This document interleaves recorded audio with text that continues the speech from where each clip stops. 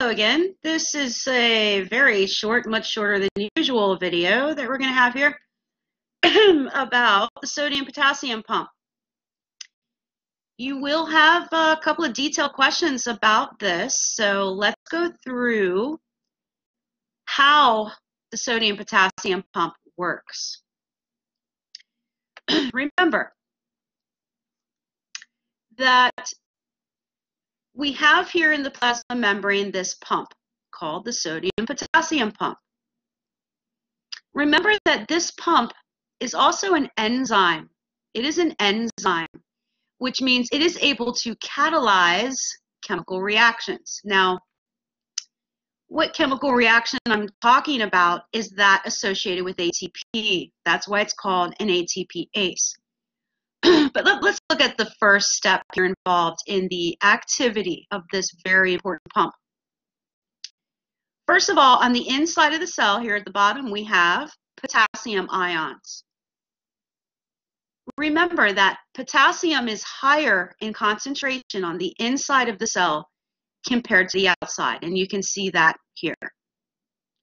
In yellow, you have your sodium ions. Sodium is going to be lower in concentration on the inside of the cell compared to the outside. That is the situation when the cell is at rest.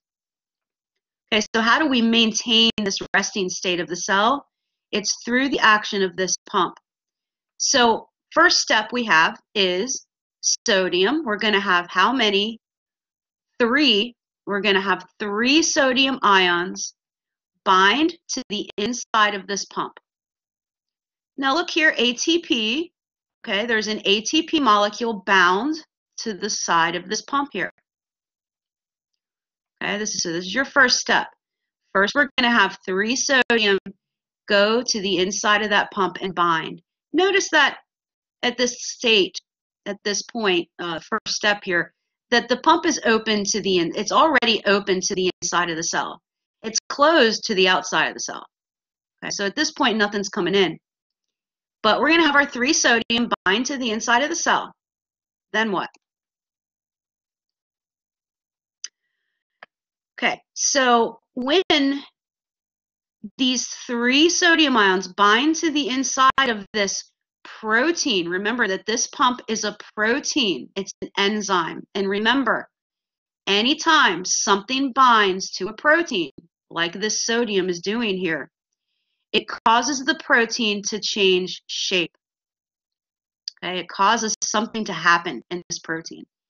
And in this case, what it causes to happen is it causes ATP to be hydrolyzed. Okay, so water around in this cytoplasm is going to come and interrupt that chemical bond between the terminal phosphate of the ATP and the one next to it. So ATP is going to be broken down into ADP, okay, plus a free phosphate. But what happens here is that that free phosphate is actually just going to bind right to the pump. All right, so the phosphate doesn't really like go out and leave. The phosphate actually binds to the pump. So we call this phosphorylation. The pump gets phosphorylated. All right. Now, what this does then, again, is we're changing, this causes a change in the shape of the pump. Okay, so when that phosphate, that free phosphate binds to the pump, it causes the pump to change its conformation, to change its shape. So here you can see now that it's closed on the inside and it is now open on the outside. So phosphorylation of this pump is what causes the pump to open to the outside. And it is then that we can release those 3 sodium to the outside.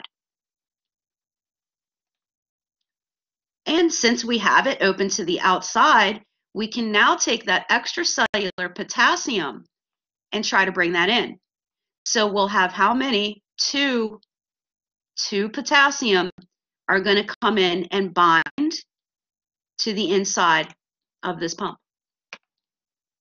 Now again, when anything binds to a protein, the protein will change its conformation. So once potassium has bound to the inside of the pump, it causes this sodium-potassium pump to change its conformation so that now it is open to the inside and closed to the outside. This also has another effect. When this potassium binds here, it also has the effect of, since we're causing a change in the shape of the pump, it also causes that phosphate, remember that phosphate that was bound there to the pump, it causes that phosphate to be released.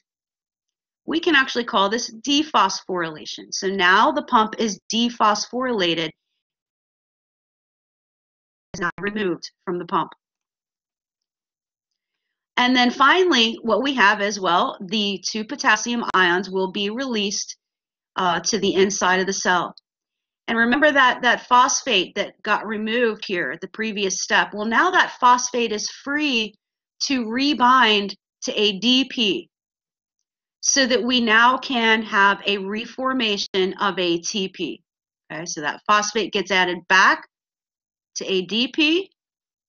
Now we have ATP again. And then we start back again. It's just a cycle. This is always going, going, going. All right. Once that ATP binds again, okay, then we have the ability to use energy once again. So the energy is needed to start off this process that once these sodium ions,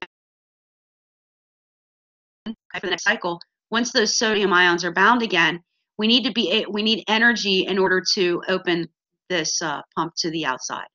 Okay, so that's really it with the sodium-potassium pump.